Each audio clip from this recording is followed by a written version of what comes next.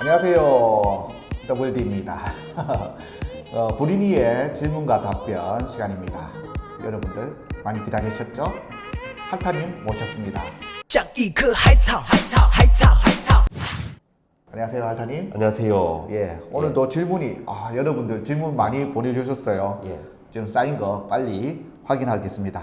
예. 자, 첫 번째 질문입니다. 상급지 갈아타기에 대해 알려주세요. 갈아타기 타이밍이라든지 할타님만의 노하우가 있는지 궁금합니다. 라고 하셨습니다. 이게 뭐 노하우까지는 아닌데 네, 예. 갈아탈 때 네. 지금 장이 어떠냐에 따라서 완전 다르거든요. 지금 같은 경우는 장이 완전 침체잖아요, 지금. 네네. 거래가 잘 안 돼. 대부분의 아파트들이 거래가 잘 안 돼. 예. 그래서 내가 이사 갈 때를 예, 예. 먼저 사놓고 내 거 팔아야지 하면 큰일 납니다.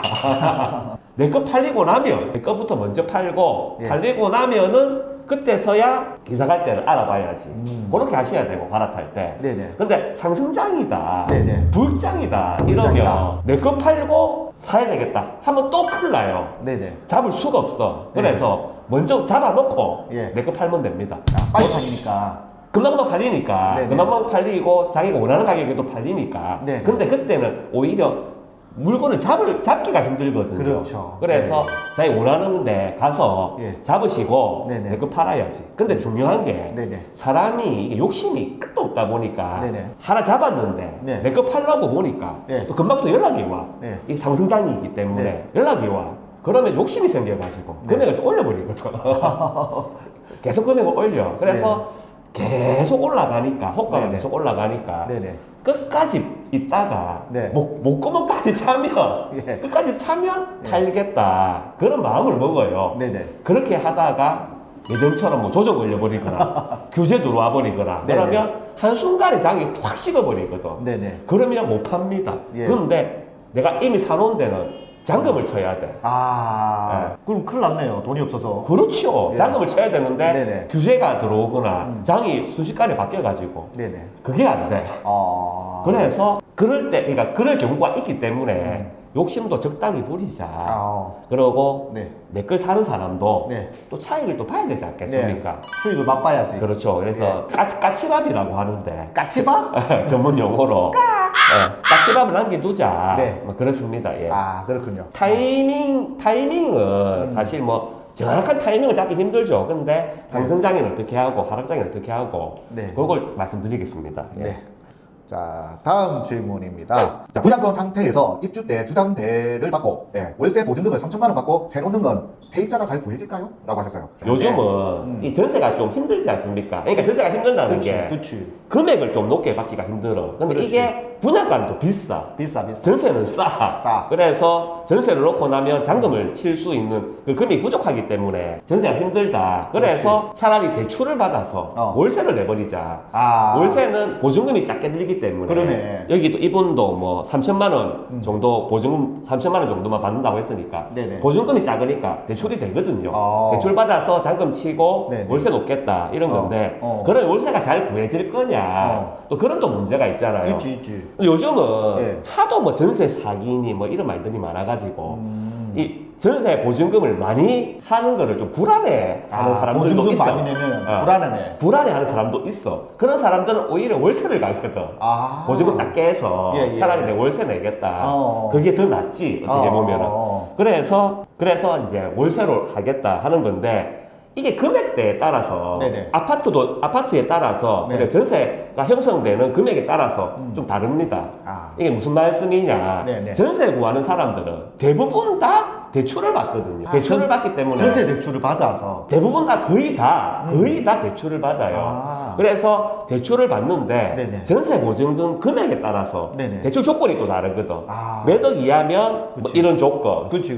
이런 혜택, 또 정부에서 얼마 이하면 또 이런 정책적으로 이런 전세 대출을 해준다. 맞아. 그런 게 있기 때문에 네네. 전세가 이제 어느 정도 금액 이하면 된다. 막 그런 게 있는데 그래서 네, 이 금액대별로 다르니까 결론은 대출 금액이 금액대별로 다 달라지기 때문에 어느 금액 이하다, 뭐 이상이다 하면은 전세가 많이 구해지고 그 아파트에 시세가 있지 않습니까? 그렇지. 해당 아파트나 보증금에 얼마나 형성된 데에 따라서 다르다. 그런데 결론은 전세 수요도 있고 월세 수요도 있습니다. 그래서 내가 잔금 치기 정말 힘들다. 전세로는 감당이 안 된다 했을 때 월세도 한번 고려해 보시라. 그리고 내가 직장 빵빵하고 소득 빵빵하고 집단 대출이지. 그 대출 예. 많이 나온다. 그럼 예. 뭐 대출 받아서 잔금 치고 월세 놓으면 됩니다. 그런 방법도 있으니까. 야, 예. 그게 훨씬 더 좋을 수도 있겠다. 그렇죠. 예. 예, 그래서 예. 월세 받아가 이자 내고.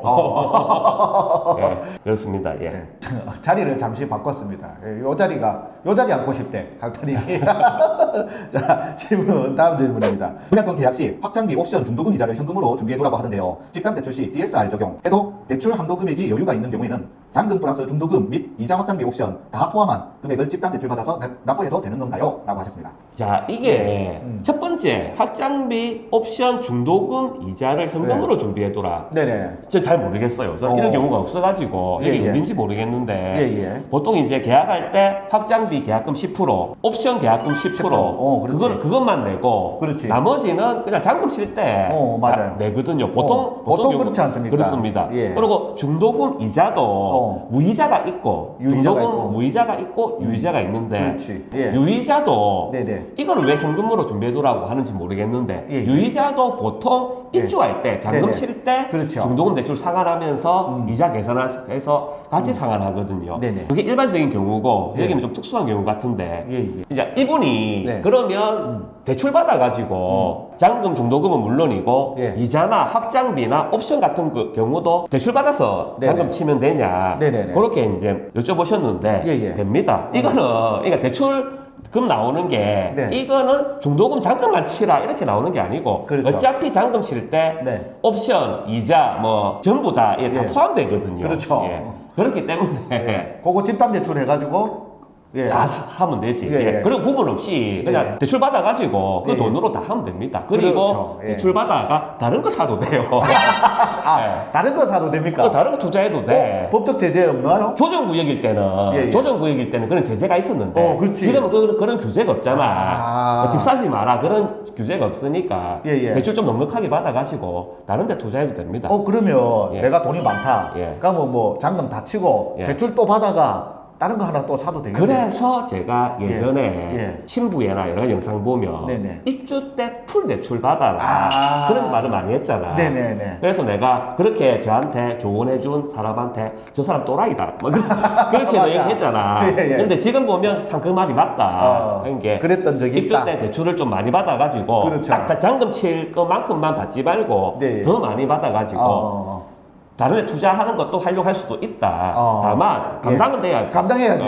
그거 막 끌리는 거 아닙니다. 예. 감당돼야죠, 당연히. 예, 예. 이자 낼 수 있는 그런 예. 감당이 돼야 됩니다. 이 최소한 이자를 예. 낼 수 있는 그런 건 돼야 된다. 그렇습니다. 예. 자, 그러면 다음 또 질문 볼게요. 국가의 분담금 나오면 재개발이 될까요? 라고 했습니다. 이게 요즘 이슈가 되는 게 예. 공사비가 너무 많이 오르니까. 그렇죠. 지금도 뭐 기사 나온 거 보면 서울에 어디가 공사비가 많이 올라서 오. 추가 분담금이 많이 나와서 맞아. 재개발이 흔들린다. 뭐 이런 기사들이 많이 그 나오거든요. 돈이면 아파트 한 채 사겠다. 예. 이런 거 나왔거든요. 그런 말이 나오는데 네. 기사는 일단은 믿을 게 못 됩니다. 기사는 믿을 게 못 되고 거기는 그 기사에는 엄청난 허점들이 많아요. 예를 들어서 범천 1-1구역이다. 네네. 범천 1-1구역에 내가 기사를 하나 띄워드릴게요. 비례율이 예. 180%였는데 비례율이 공사금이 많이 올라가는 바람에 네네. 지금 공사금 확 올렸잖아요. 올렸지. 확 올라가는 바람에 비례율이 100%까지 떨어졌다. 어. 그래서 재개발이 좀 문제가 있다. 이런 식으로 막 기사를 냈어. 근데 그 기사가 허점이 좀 많은 게 뭐냐면 네네. 180%라는 관리처분 기준은 예전에 네네. 관리처분 인가 받을 때 기준이에요. 네네. 그때 공사비 520 얼마인가? 그 520 얼마. 어. 그때 당시에 정해진 분양가 얼마 그렇게 해서 180%가 나왔는데 공사비가 확 올랐잖아. 올랐지. 그래서 공사비가 확 올랐기 때문에 비례율이 100%로 바뀌었다라고 하는데 이 비례율 100% 바뀐 게 예전 분양가 기준이거든. 근데 지금 그 분양가에 분양하겠습니까? 몇 년 전에 분양가로. 그러니까 그때 당시에는 예상 분양가였네. 그러니까 그때 당시 관리처분 인가 당시의 분양가죠. 그때 당시의 분양가지. 그때 당시에 요 정도 받으려고 한다. 이럴 그러니까 때 180%가 그때 당시에 이 정도 분양가에 공사비 500 얼마로 하면 180%가 나온다 했는데 그렇지. 공사비가 확 올랐어. 그러니까 100%로 바뀌었어. 그 일반 분양가도 올려야지. 근데 이건 안 올리고 이건 아직까지 분양을 안 했기 때문에 요건 안 올리고 그렇지, 공사비 그렇지. 올린 것만 반영하다 보니까 100%로 바뀌었어. 야, 알겠습니다. 이해됐습니다. 이해됐죠? 예, 그래서 기사 허점이 많다. 그거 생각도 안 하고 그냥 막 냈네. 그 옛날 근데 예상 분양가를. 근데 예. 부동산 관련된 기사들 보면 그런 거 엄청 많습니다. 진짜 많아요. 그래, 맞아요. 부동산 기사 내시는 그 기자분들이 네네. 부동산 전문가들은 아니거든. 아닐 수도 있거든. 아닐 수도 있다. 다시 얘기할게요. 내가 아닐 수도 있다는 겁니다. 자, 모든 예. 기자님들 그런 거 아니고 예. 아닐 수도 있기 때문에. 네네. 근데 그분들은 어떻게 보면 팩트만 적는다. 그래서 팩트는 팩트잖아. 맞네. 팩트네. 팩트는 팩트잖아. 지금 맞아. 아직까지 분양가는 안 바뀌었기 때문에 네. 그때 그 분양가 근데 공사비는 제시를 했어. 그럼 이 제시된 공사비 네네네. 계산하니까 떨어지구나. 100%다. 그런 겁니다. 그래서 뭐 그런 문제가 있어요. 그래서 네네네. 고가의 분담금이 나오면 네네. 재개발 어떻게 될까요? 하는데 예. 보통 일반 분양가를 올리죠. 그래서 그렇죠. 분담금을 최소화하려고 합니다. 그러네요. 근데 너무 올리니까 네. 미분양이 나오고 뭐 그런 문제도 있지. 엄청 막 진짜 분담금 폭탄이 나올 거다. 네네. 그런 거는 재개발에 좀 잘 없다. 어. 지주택은 아니지. 지주택은 폭탄을 받을 수도 있는데 재개발은 네. 그래도 또 일분가도 올려도 되고 네네. 또 그 당시에 예. 그 관리처분 인가를 받은 게 보통 2, 3년 전이니까 그 당시 그때랑 비교해서 또 분양가도 또 많이 올랐기 때문에 그래 조정을 다 하거든요. 그래서 네. 재개발이 됩니다. 될 확률이 높다는 거지. 내가 100% 된다는 말은 아니고 거의 다 된다는 말이에요. 진행은 된다. 그리고 네. 그리고 하나 더 말씀드리면 좋다. 분담금이 공사비가 너무 많이 오르는데 일반 분양가를 또 많이 못 올려. 시장이 너무 안 좋아서. 그러면 부담금 많이 나올 수도 있거든요. 그럴 때 재개발이 그러면 안 되냐, 무산되냐? 그건 아니에요. 그냥 중단될 뿐입니다. 좀 쉬어가자. 쉬어가자. 장 좋을 때까지 가만히 있자. 분양하지 말고 철거도 하지 말고 철거는 해놓고 분양하지 말고 기다리자. 그렇게 할 수도 있거든요. 다시 한 번 더 말씀드리지만 재개발은 제가 오프라인 강의 때도 얘기했어. 재개발은 멈출지언정 절대 중단되진 않는다. 무산되진 않는다. 그걸 말씀드리겠습니다. 그러네요. 이거 질문은 무슨 간단했는데 대답은 엄청 기네요. 잘못했습니까? 잘한 겁니다. 요거는 광안 2구역 우리 임장 댓글에 달려있는 그 내용인데 보니까 뭐 마지막에 언제 입주할지 모르겠네요. 혹시 요즘 건물 좀 올라왔나요? 라고 하셨어요. 그러니까 광안 2구역 조금 공사가 늦어지는 게 있는데 건물이라도 좀 올라왔는가 라는 소식을 궁금해하는 우리 구독자님입니다.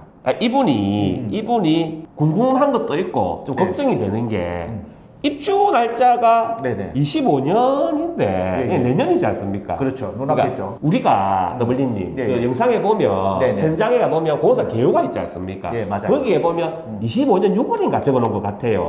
딱 기억은 안 나는데 근데 이분도 25년 6월로 알고 있다 해서 그런 것 같은데 이걸 보니까 지하만 아직까지 팔고 있고 건물이 안 올라오고 있어. 그래서 늦어지는 거 아니냐. 이 아파트 입주 기간 안에 아파트를 다 지을 수 있겠냐 이런 걱정인 것 같아. 걱정이지 솔직히. 아직도 건물 하나 안 올라오고 있으니까. 그래서 제가 이 말씀드리는 게 간단하게 말씀드리겠습니다. 원래 지하는 오래 걸립니다. 오래 걸리고 지하 다 끝나고 골조 이제 아파트 건물 올라가기 시작하면 금방 올라가요. 진짜 순식간에 올라갑니다. 눈 깜짝할 사이에 건물이 다 올라가 있어. 놀랄 정도로 빨리 올라가거든요. 그래서 걱정 안 하셔도 됩니다. 또 돌간 공사라 해서 돌간요? 돌간 공사라는 게 있어요. 내가 자막에 돌간 공사가 뭔지 띄워드릴게. 그런 거라고 해서 입주 맞추려고 열심히 하거든요. 안 하면 문제되죠. 입주 지원금을 내야 되기 때문에 그렇죠. 문제가 되기 때문에 그래서 열심히 합니다. 그래서 그렇게 걱정 안 하셔도 되고 다만 걱정스러운 게 공기가 쫓기다 보면 하자가 좀 많을 수도 있다. 날림 공사할 수도 있다. 하자가 좀 많을 수도 있다. 그게 좀 염려스러운 부분이죠. 그거는 이제 조합에서 잘 감시를 해야 되는 건가요? 조합장이나 그다음에 조합의 임원들 그리고 여러 가지 협력업체들이 감리나 뭐 이런 업체들이 계속 감시를 잘 해야지.